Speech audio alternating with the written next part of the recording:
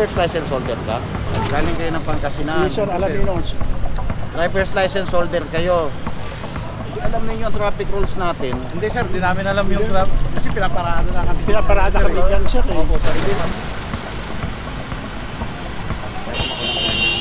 Sir ha, yung sasakyan mo, okupado yung bangketa natin. Pera mo na ako ng driver's license. Sir, binibigyan na kita na 5 minuto para maayos na i-surrender yung driver's license natin. Voluntarong surrender yung driver's license natin. Sir ha? May license ko kayo. Sako. Ikaw wala? Wala po, hindi ko po Medyo inuurasan na ng towing niya kapag kasi nasa paano kaya yun nandun po kasi si arbiter nakakaya pong store ko yun sir. Yung emergency.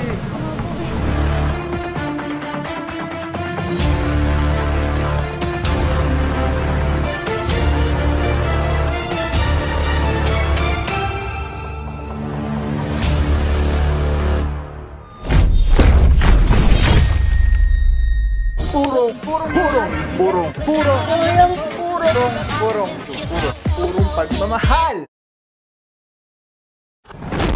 Alright mga puro, West Avenue.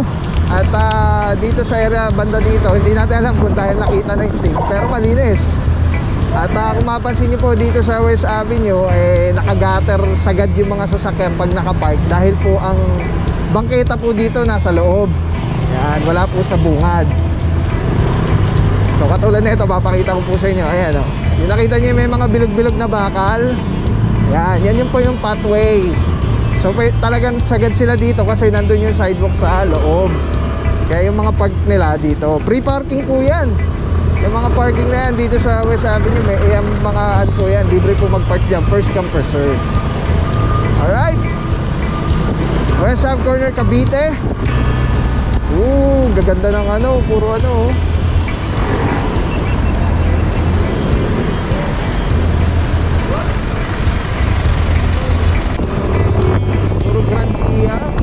Grandia, ano gaganda.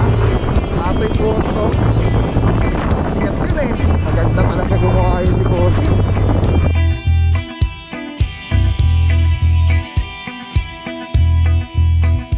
Alright mga puro, West Avenue approaching Quezon Avenue. Palabas tayo ng QAV. Isang talagang nami-miss ko dito sa West Ave. Yan si Officer Underpipe Esteban.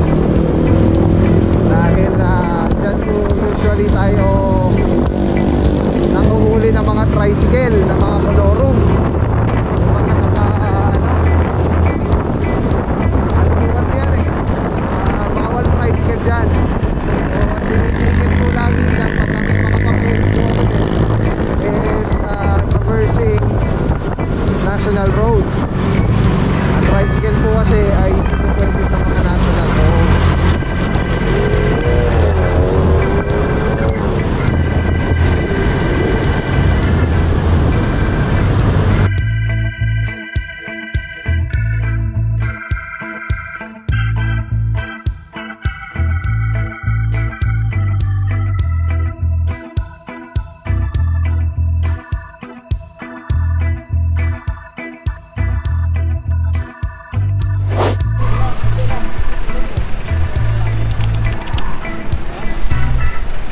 Okay mga puro, dito tayo ngayon sa Banawe. At meron na tayo naabutan dito isang Innova na nakaharang sa bangketa.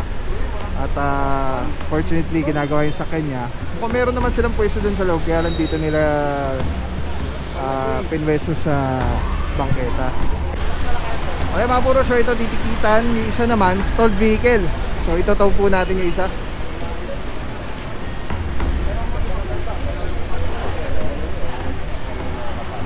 Pakuha na lang po ng license para matikitan na lang po. May issue kayo ticket. Ay mga puro, ito may driver man, titikita na lang po. Tapos yung isa doon, yung pick up driver na lang din. Sige po, ticket lang po. Kaya kukunin lang ni bossing yung driver's license niya. Agad na po namin, sabi niya, sige okay lang. Pwede sir. Sige sir, palabasin ko na lang po. Ay mga puro, maliban sa kanila, mahaba kasi mga sasakyan. Doon okay na yung ano nila doon, yung pagkakapark.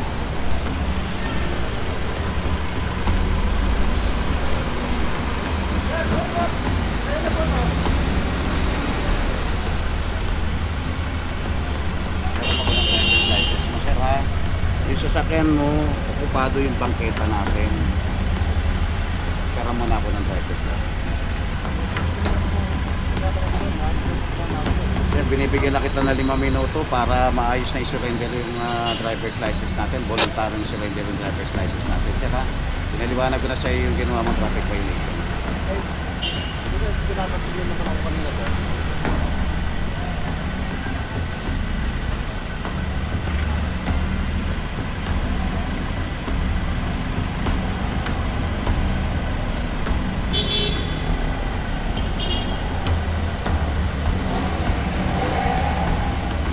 Sa local government tayo, sir. Okay nga mga puro, bigyan po ng driver's license, bossing, titikita na lang po yan. Ang problema po kasi, sakto naman sana yung pagpaparkingan nila dito kung yung sasakyan nila kasi laki nito. Kaya lang ang problema ay mahaba po yung sasakyan at umusli na po sa bangketa. At ang problema yun nga po, naharangan yung bangketa, wala na madaan. Nakita nyo kanina si tatay dumaan na bumaba na ng kalsada. Ito po, titikita na currently yung isa.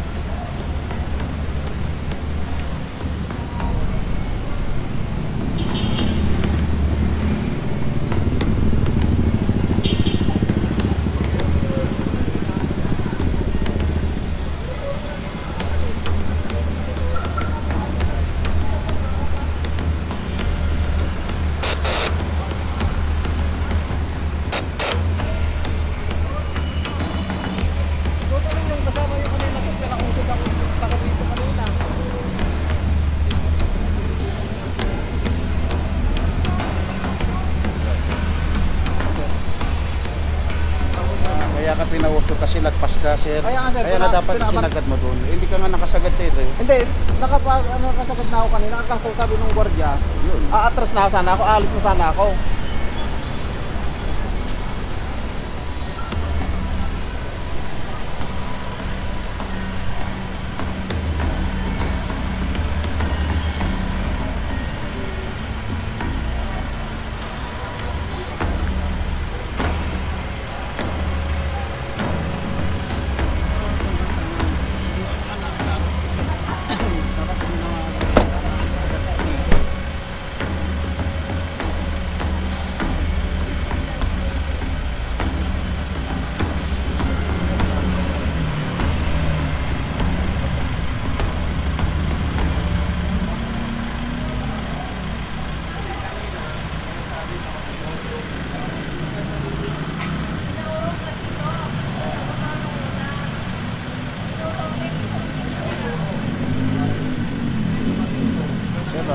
Not-confiscated yung ating driver's license sa kapalit ko sa'yo.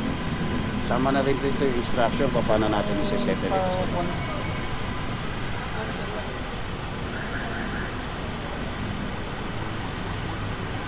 Pwede nyo settle yan, sir, through online payment. True, online po. Kahit nasa Ilocos kayo, sir, pwede nyo settle yan. Kaya lang, huwag nyo palagpasin ng katmare ng 10 working days, sir. Kasi magkakaroon po tayo ng alarma sa Pilipinas.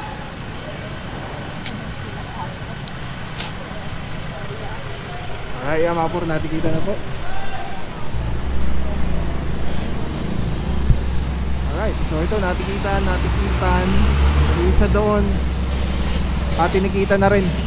Tapos kakabit na lang yung gulong. Tapos titikita na lang. Lilipat nila dun sa parking space nila. May pwesto naman po eh.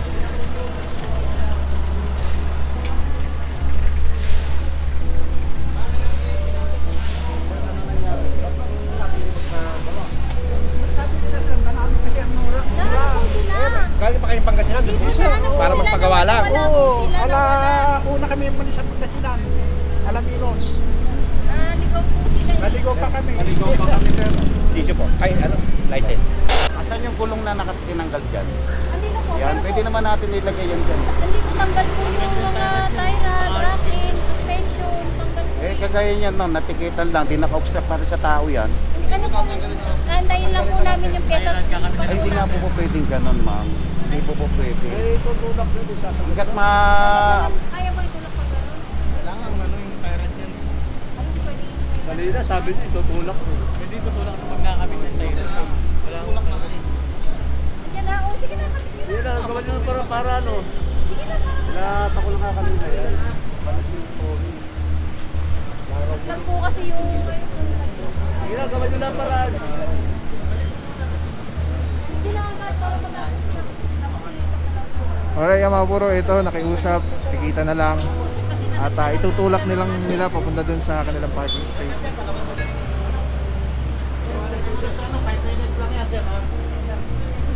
Ito mga puro, natikita na to, kaya lang hindi tinanggal. So bibigyan po ulit ng 5 minutes. Ayan, naalis na si boss. Tapos ito mga puro, tatanggalin na lang po. So isasalpak na lang ulit yung gulong nila. Tapos ipapasok nila dun sa space. Kaya pabilisan na para maano. Alas ng wala. Sino po ang driver? Opo. Kayo. Galing kayo ng Pangasinan. Sir, Alaminos. Driver's license holder kayo. Hindi alam ninyo ang traffic rules natin. Hindi sir, hindi namin alam yung trap. Kasi pinaparada na kami. Pinaparada kami dyan, sir. Opo sir, hindi. Nakasampa ng baketa sir. Opo, yun Kaya nga nga, po, sir. hindi nga ano na ano. Tapos sila po, hindi naman Sir, po dito sabi nga nila eh. Best na lang kung hindi tayo dumaan sa tamang proseso pag wala Yes, sir. lisensya. Pasensya na kami, May mga sir. seminar tayo dyan bago tayo mabigyan ng Yes, sir. driver's license. Hindi, sir.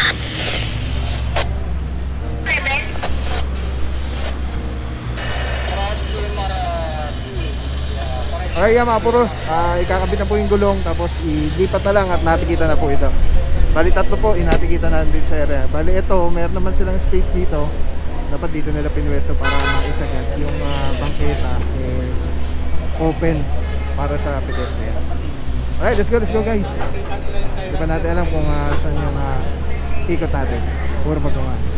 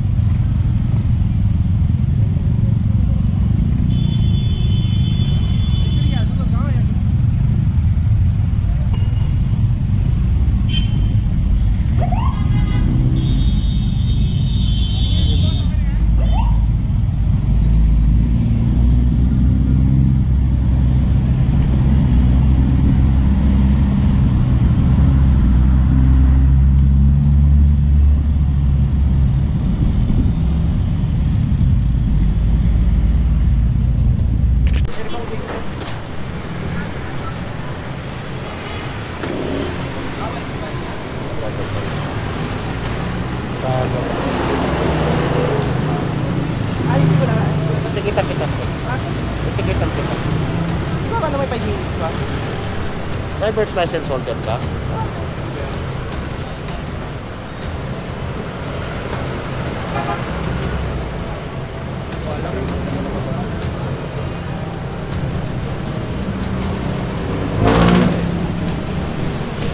Alright mga puro, meron tayo naabutan dito. 1, 2, 3, 4, 5, 6 na motorsiklo. At meron actually sila dito beware na nilagay yung establishment siguro. Dahil nga ito po ay Mabuhay Lane, itong Quezon Avenue. At ito, titikitan na lang po yung mga may driver na lalabas. Yung walang driver na lalabas ay itotow po natin. Nakuha na boss, nakuha na.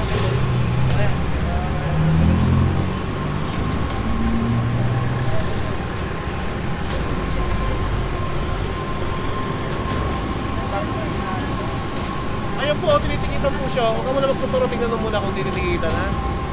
May nakalaki na nga po siya, warning to away zone, no? Diyan pa kayo. Kaya naman, no?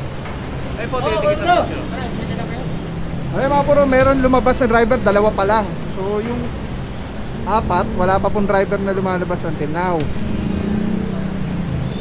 Orasan po ito, 5 minuto. Within 5 minutes, pag wala pa rin talaga lumabas na driver, lahat po ito isasampa na. Wala tayong parking at dito, sir eh. Ay, may nakalaki naman po dyan, sir. Alam ko eh. Nag-ano lang ng kaso ko eh.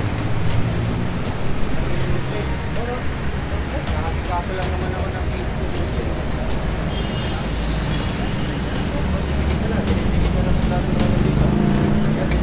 Pag wala mga rider, itotaw na po yung mga motor. Ano po yung sir? Tututusin po sa Quezon City yun. Pwedeng online. Online, pwede online. Dadali yung motor sir? Dadali po yung motor? Hindi po, pag may tigitan lisensya lang, po kayo, titigitan lang. Para hindi na mga towing. Tikita pa.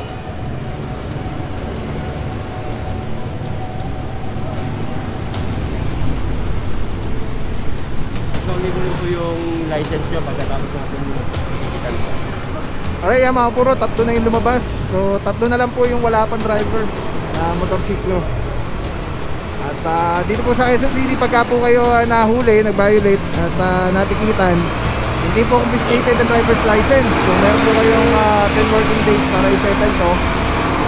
Online naman po yan. And after 10 working days, magkakaroon na po yan ng alarma. Ay hindi, ipo-forward sa LTO. Ipo-forward na siya. Tapos 30 days, pwede mo siya i-settle or else magkakaroon na siya ng penalty. Tama ba? Oo, tama. 30 days yung alarma. Pwede padala ng sultina. Pero 10 working days before i-forward sa LTO. So, pag 10 working days, settle nyo yung license nyo, hindi siya magkakaroon ng yung sa 10 years na renewal. Magiging pa rin siya.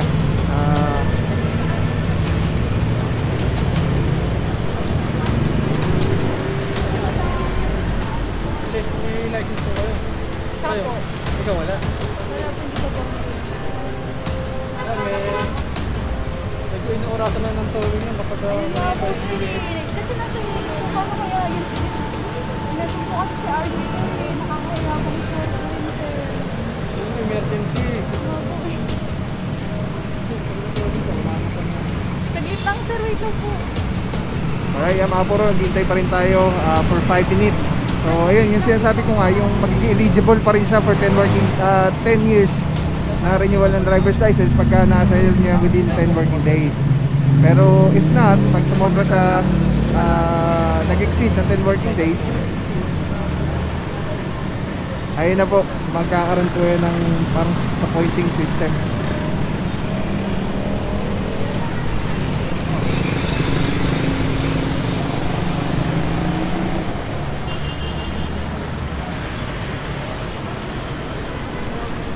Government pala ito. Actually, meron naman silang hindi nagkulang yung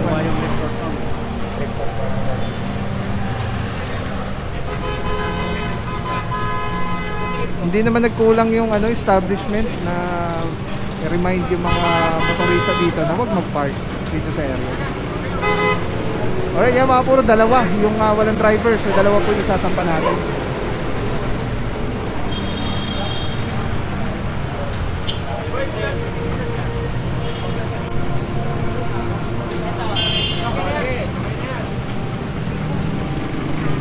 Buti na lang umabot si boss. Saan ang ticket?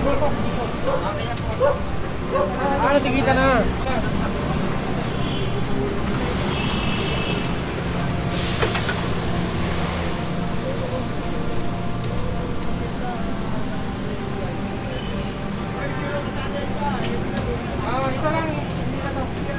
Dalawa.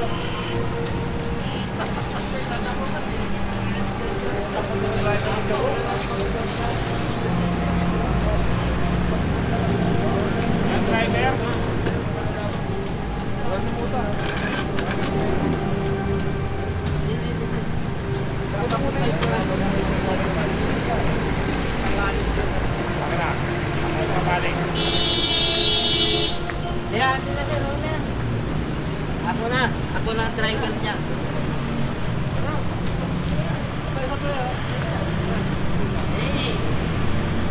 Driver yan, ako lang.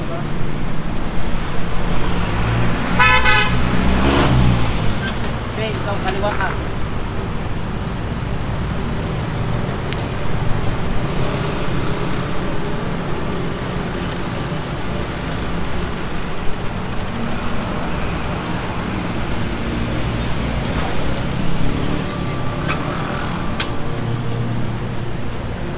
Alright mga puro, sampa po, dalawang motorsiklo.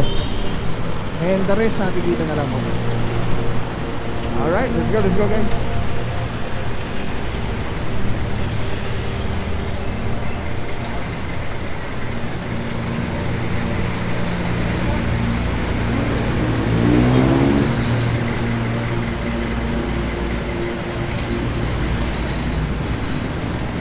Sige na sir, okay na lang yun. Nag-delete lang tayo sir.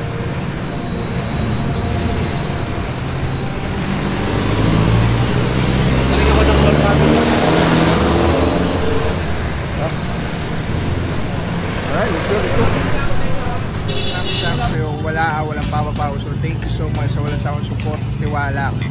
Wala akong masabi kundi thank you so much. Thank you sa Panginoon at ingat kayo palagi. Again, kung wala akong papapaw. So, thank you so much. God bless you. Purong pagmamahal. Thank you so much. God bless.